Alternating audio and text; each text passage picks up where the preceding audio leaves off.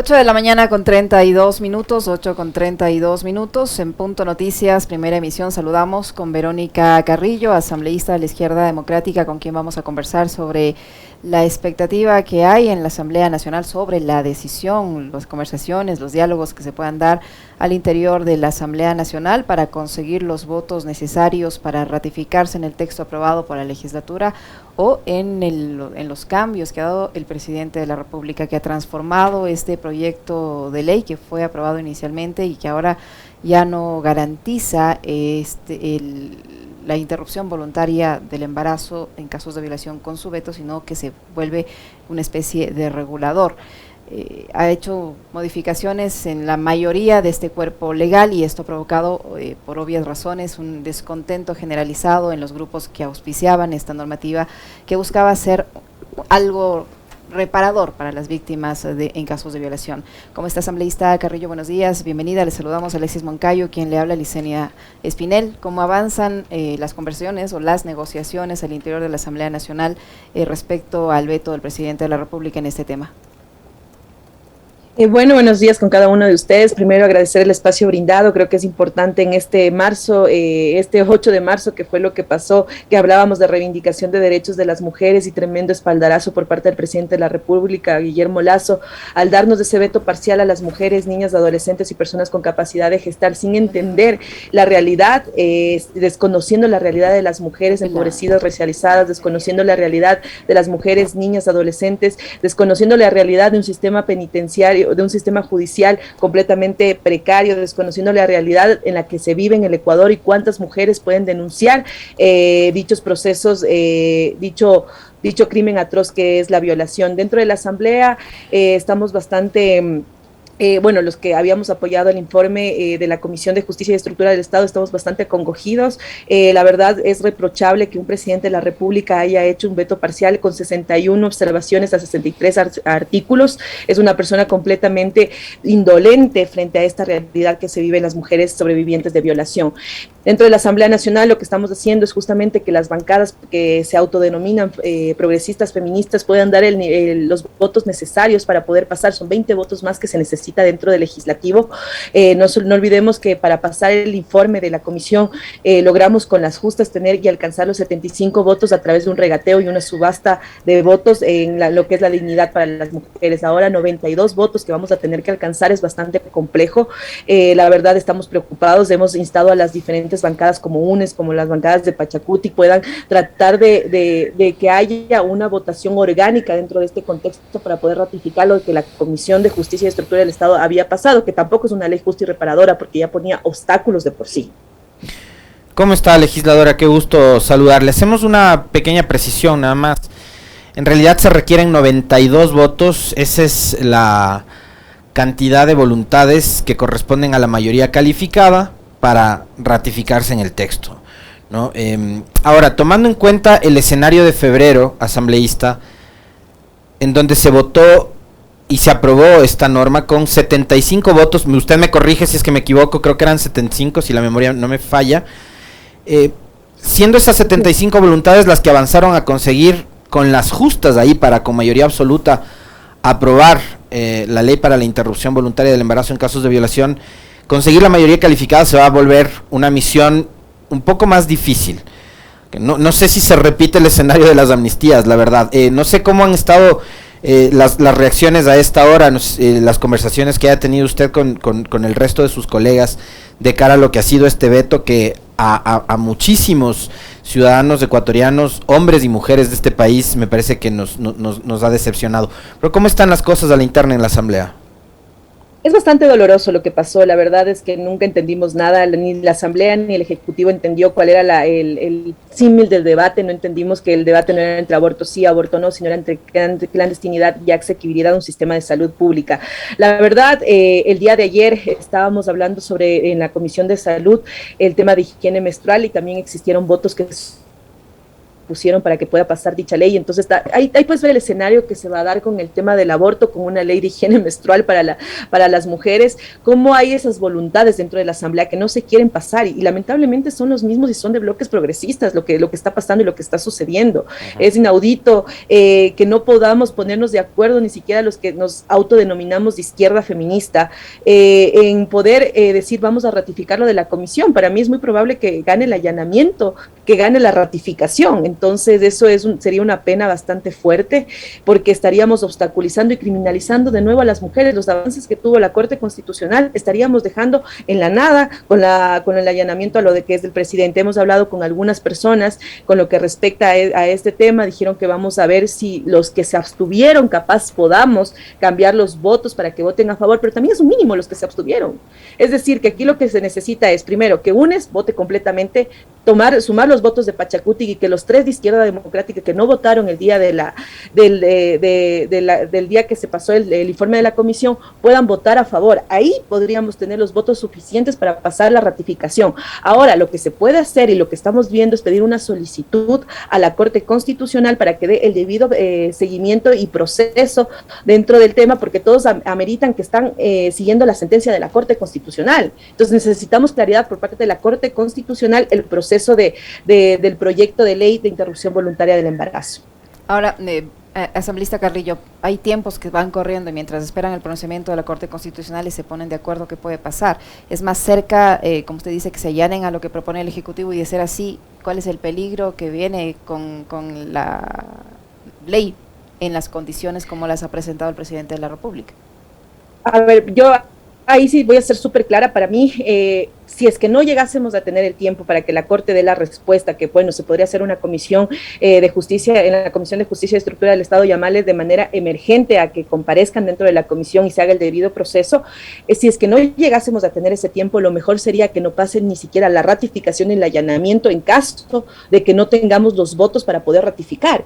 Y eso sería un tema de que se podría archivar en asamblea y bueno, seguiría la sentencia de la Corte Constitucional durante un año, no teniendo obstáculos. Si es que se llegase a aprobar el tema del allanamiento, estábamos leyendo y es bastante preocupante, vuelve a criminalizar a las mujeres.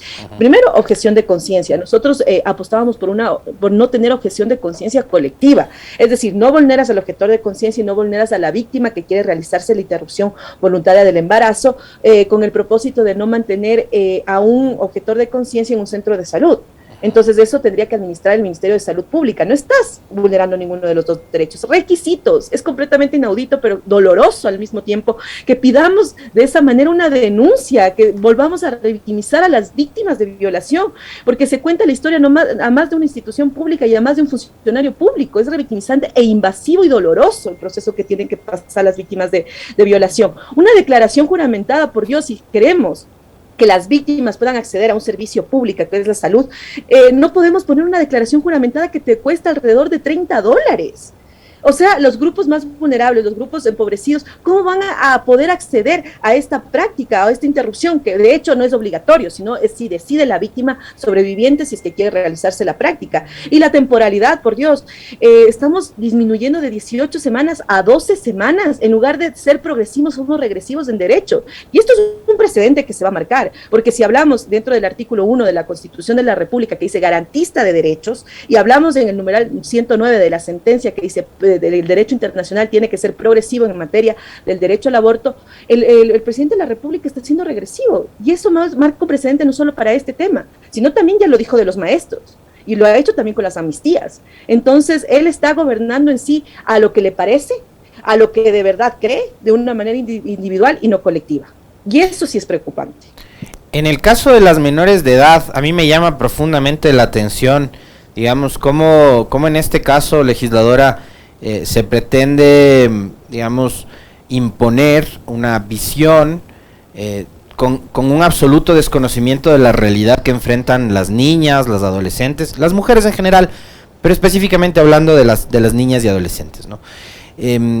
Yo coincido plenamente con los especialistas en materia de derecho, que señalan que un aborto en el caso de una niña de 13, 14, 12 años, legalmente es violación, ¿no? ¿Y cómo a esta niña se le va a pedir que vaya acompañada de un representante?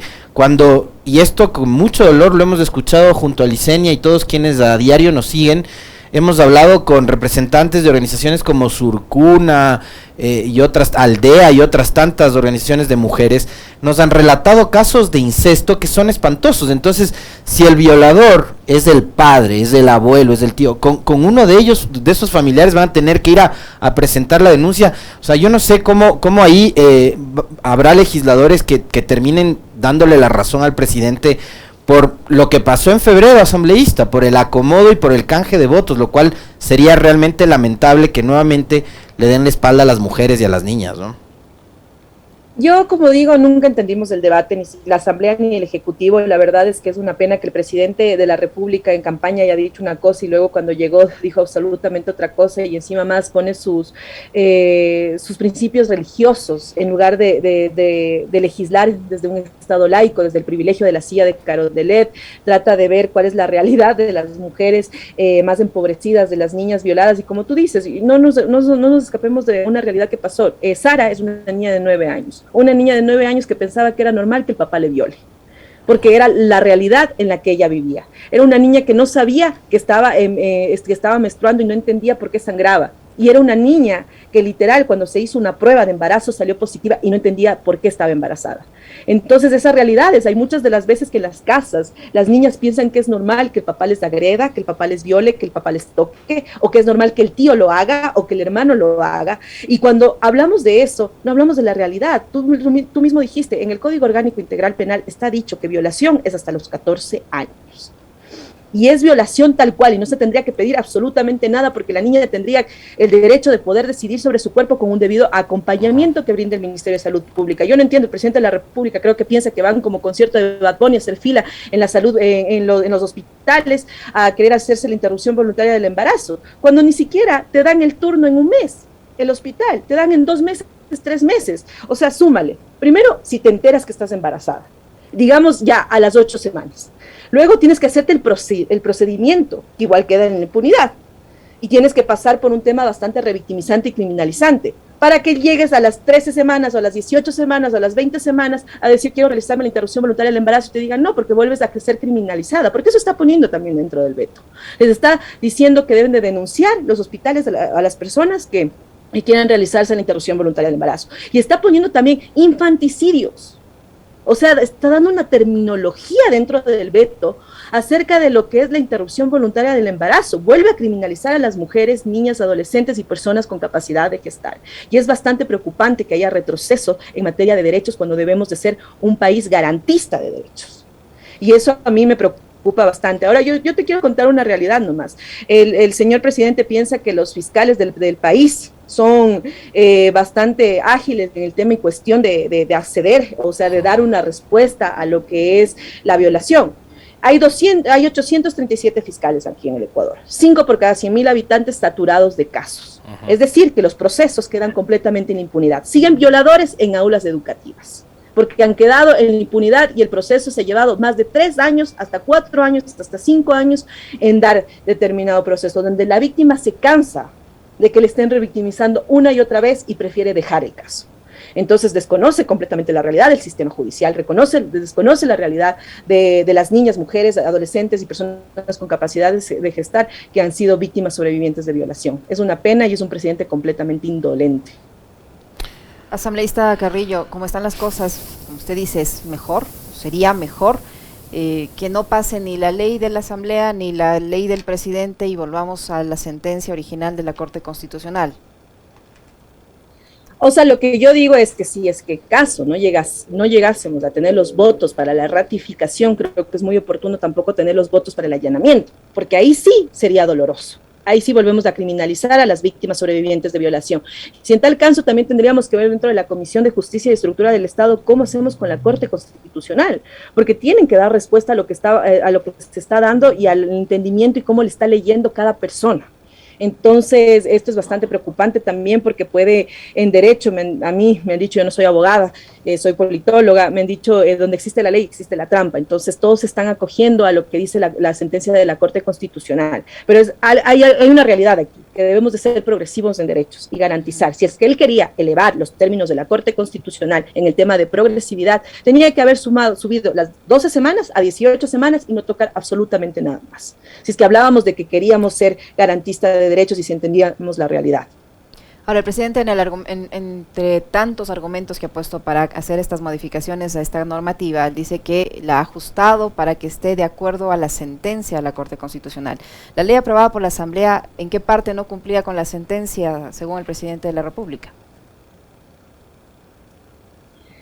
Según él, dice que una de las cosas que tenía que haber hecho la Asamblea es poner requisitos. No se olvide que la Corte y la sentencia de la Corte Constitucional mandó a la Defensoría del Pueblo quien elabore el proyecto de ley que será emitido a la Asamblea Nacional. Es decir, que nosotros teníamos el sustento de la Defensoría del Pueblo, la ley que había mandado para poder ser trabajada. Entonces, ellos se avalan y yo vi un parentesco, no me atrevo a decir parentesco, entre el veto parcial con el tema del proyecto de ley de Ricardo Vanegas que quería ser lanzado, el de minoría, exactamente. Entonces ahí decían, ambos se decían que la sentencia de la Corte era de poner requisitos. Es verdad, sí, nosotros teníamos que poner la normativa y los requisitos para poder acceder al sistema de salud pública, pero decía garantizando que las víctimas sobrevivientes de violación puedan acceder al sistema de salud pública, es decir, una ley justa y reparadora en todos los contextos. Ahora, si nos vamos a derecho comparado, tenemos a 7 países de la región que está despenalizado el aborto en casos de violación y que no exigen temporalidad ni requisitos. Entonces, en base a eso, nosotros teníamos que legislar y hacer el debido procedimiento, y el Ecuador también. No olvidemos lo que pasó con Colombia. Y en Chile, el día que él vetó parcialmente, en Chile estaban festejando la despenalización del aborto. Entonces, con gobierno de derecha, por cierto. Claro, con políticas neoliberales, también lo que quiere hacer con la ley de inversiones es bastante complejo. O sea, y gobierno de derecha también en Colombia. Y la Corte Constitucional hizo claramente alarde a que es progresiva en derechos y mucho más avanzó que Argentina, porque no puso temporalidad en el tema de violación. Y también puso 24 semanas para lo que es acceder a un aborto libre y seguro. Entonces creo que es muy importante decir que el asesor de la Corte Constitucional, cuando vino a comparecer a la Comisión de Justicia y Estructura del Estado, dijo que uno de los mejores requisitos es también no poner temporalidad. Entonces, desde ahí partimos, en una ley justa y reparadora, en una ley que pueda ser asequible para las víctimas sobrevivientes de violación, y entendiendo que el cuerpo de las mujeres y de las personas con capacidad de gestar son completamente distintos. No nos vamos a dar cuenta al mismo mes, al mismo día que estamos en periodo de gestación, sino va a ser completamente diferente porque nuestras realidades son diferentes, las mujeres son diversas, ¿sí? Entonces no entendimos absolutamente nada. Asambleísta, a mí algo que, bueno, no solo a mí, sino a un montón de gente que además... con quienes yo comparto mucho la visión sobre este aspecto, nos ha llamado la atención que en el texto enviado por el Ejecutivo a la Asamblea, en donde constan las 61 objeciones del presidente a una ley que tiene 63 artículos, es decir, casi que reescribe toda la ley, consten los antecedentes, la sentencia de la Corte Constitucional y la posición personal del presidente de la República. Esto es algo inédito, que en un pronunciamiento en su condición de colegislador, un presidente le haga conocer a la Asamblea, y bueno, en este caso al país también, su posición personal sobre un tema que tiene que ver con derechos, con los derechos de las mujeres. Esto a usted, en su condición de legisladora, pero más todavía en su condición de mujer, ¿cómo le cayó? ¿Qué tal le cayó que el presidente en el veto nos haga conocer su posición personal? Para mí, y yo lo dije, me voy a salir de lo políticamente correcto, fue una porquería escuchar eso. La verdad, cuando hablamos en materia de derechos, no gobernamos ni legislamos frente a una sola persona, sino frente a una colectividad. Entonces debía de haber entendido, y a través de encuestas o a través de datos verídicos y científicos de organizaciones internacionales, mundiales, como es la OMS, tenía que haber dado un estudio previo o asistir a las comparecencias de la comisión, que fueron estudios técnicos que se realizó a través de diferentes ponentes que sabían científicamente del caso y tenían evidencia, que es lo más importante. Entonces, la verdad sí fue doloroso. Para mí, la profunda rabia me indignaba. La verdad, hasta el día de hoy no puedo creer que desde su privilegio, desde una silla de Carondelet, desde su privilegio de ser hombre, y mestizo a la vez haya tomado una decisión tan triste y tan vulnerable para las víctimas sobrevivientes de violación. La verdad fue bastante penoso que el presidente de la República legisle solo para sus grupos de interés o para su esposa, porque ahí sabemos quién también estuvo presionando frente a esa realidad.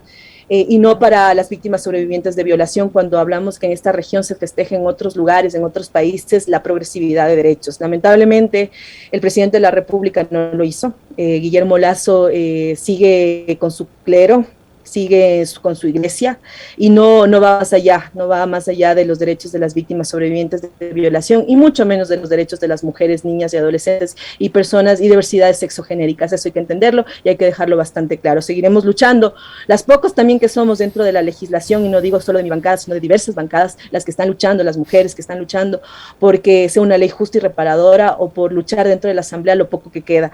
Es una pena también que la Asamblea no haya entendido la realidad del asunto, porque muchos legisladores, como ustedes lo dijeron, estuvieron en una subasta y regateo de votos con nuestros derechos, invisibilizando absolutamente los problemas que nos pasan y sobre todo pisando nuestra dignidad. Entonces, las pocas que somos seguiremos en el marco del respeto, de la dignidad, de sostenernos y de resistir a esta realidad que estamos viviendo. Asambleísta Carrillo, quisiera su opinión ya en otro tema. Hay cuestionamientos a la labor de la Asamblea en cuanto a la concesión de las amnistías, siendo una facultad que tiene la Asamblea Nacional, una competencia establecida en la Constitución de la República. Se conceden amnistías a 268 personas y usted ya conoce, es de conocimiento público, que se han presentado recursos en contra de este procedimiento, y también el rechazo del presidente de la República y del gobierno en su conjunto, que se niegan a reconocer la competencia de la Asamblea, la facultad para proceder con este proceso. ¿Qué opinión le merece el tema ya como se está dando en relación a las amnistías? Mira, frente a las amnistías, lamentablemente Izquierda Democrática tuvo una posición bastante dividida frente a esta realidad. Para nosotros, yo soy una de las personas que estaba a favor de proteger a los líderes sociales, a los líderes del agua, a las comunidades, etcétera, que fueron injustamente sentenciados frente a una represión que existió en octubre del 2019, y hay que decirlo, octubre sigue viviendo y resistiendo dentro de nosotros, dentro de nosotras, dentro de nosotros, en toda su contextualización. 158 líderes merecían esas amnistías. Más allá independientemente del caso, Lasso también vuelve a hacer lo que hizo con el veto del tema del aborto, vuelve a socapar los derechos, y también es una pelea ya que tiene con el legislativo, porque bien, se pasa algo dentro del legislativo, él lo hace veto, vuelve y regresa a la Asamblea, tenemos que buscar los votos para allanarnos o ratificarnos dentro del proceso, y regresa dentro al Ejecutivo, que capaz tenemos el miedo de que pueda pasar también por el Ministerio de la Ley, y ahora lo hizo que no tenemos las competencias, y lo hizo llegar justamente a Guadalupe Llori con el propósito de decir que no va a dar las amnistías a esos líderes. No olvidemos que en la crisis carcelaria que vivía el Ecuador recientemente falleció un líder que fue injustamente sentenciado y que fue asesinado porque el Estado no les protegió y no les cuidó. Entonces, esas son las respuestas que se tiene que dar. La Asamblea va a hacer todo lo posible para ver qué es lo que podemos trabajar y qué es lo que podemos hacer respecto a los líderes que merecen esta amnistía, los líderes que han luchado dentro de sus comunidades, dentro de sus pueblos, y sobre todo ratificarnos en lo que habíamos dado por correcto y hecho, dentro de lo que conlleva a las 7 personas que votaron a favor de las amnistías dentro de lo que es Izquierda Democrática. Otro tema que está nuevamente rondando en la política legisladora es el de la muerte cruzada. Otra vez se ha empezado a especular sobre aquello. En la sesión del domingo anterior renunció César Roón. Él, entre una de las cosas que dice, es que lo mejor sería cerrar la Asamblea. De hecho, estuvo acompañando la movilización de la tarde del martes con Andrés Páez, que llegó hasta los exteriores del Parlamento y pedían cerrar la Asamblea. El presidente Lasso ha dicho que la muerte cruzada es una opción que está ahí, además es constitucional. ¿Ustedes cómo ven desde la bancada de la Izquierda Democrática y cómo han analizado además esta coyuntura compleja que está viviendo el país? Una pugna que parece que no se termina, y cada vez que el gobierno envía un proyecto económico urgente a la Asamblea, empieza con la política del chantaje, ¿no? Entonces ahí empieza a rondar nuevamente el fantasma de la muerte cruzada. ¿Cómo evalúa usted esta situación? Bueno, yo considero, y te digo ya a título personal, porque esto no es algo que se ha mencionado dentro del bloque de la Asamblea, dentro del bloque de Izquierda Democrática, digo, la verdad, a estas alturas, que haga muerte cruzada. Que haga muerte cruzada, no le tenemos miedo, también consta dentro de lo que es los reglamentos jurídicos y en las potestades que tiene, que la realice, pero no vamos a permitir y no vamos a ser parte del chantaje que lo quiera hacer. O sea, pasa una ley de inversiones que es completamente privatizadora, y eso yo sí lo dije en la intervención del domingo, que privatiza, que no se está viendo, o sea, imagínate, o sea, llega hasta privatizar el tema del agua. Es bastante duro lo que quiere hacer el gobierno de Guillermo Lasso.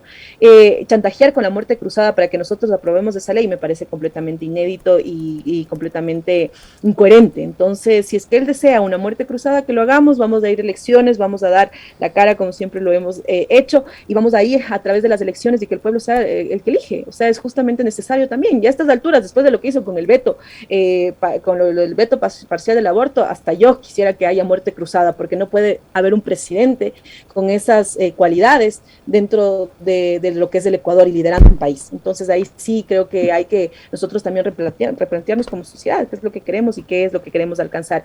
Si es el chantaje, que lo haga; si es que no, que por favor deje a la Asamblea legislar, porque es el primer poder del Estado, que tiene todas las competencias para hacerlo, y que si se va a reformar, se lo va a hacer, y si se le va a poner observaciones dentro de lo que amerita la ley de inversiones o la ley del Código de Trabajo, que ya mismo viene el Código de Trabajo, se lo va a hacer, y no se lo va a hacer como una manera de populismo, porque también de lo que decían de los maestros cuando se pasó el domingo, se aprobó justamente en la Comisión de Educación y también en el Pleno de la Asamblea Nacional, la equiparar o igualar o subir los salarios de los maestros. Era completamente digno que se lo haga.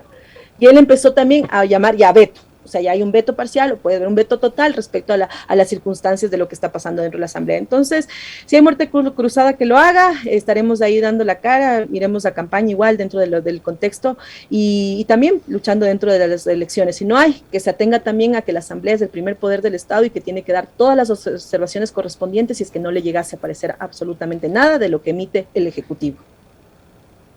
Muy bien, muchísimas gracias, asambleísta Carrillo, por su tiempo, por la información que nos ha proporcionado. Verónica Carrillo, legisladora de la Izquierda Democrática, que ha estado con nosotros. Muy amable, Verónica, muchas gracias.